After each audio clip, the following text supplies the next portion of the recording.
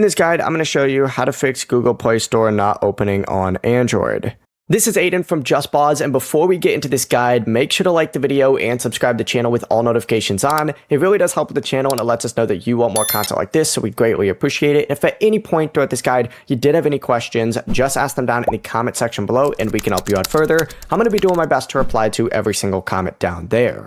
Begin by swiping up, and you need to open up your settings, and then scroll down on here until you see your app settings towards the very bottom. Go ahead and tap that search icon up at the very top and just go ahead and type in Google Play and then Store.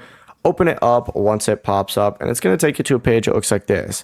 First, tap Force Stop down in the bottom right, and then scroll down and you need to find Storage. Open that up and hit Clear Cache down in the bottom right as well.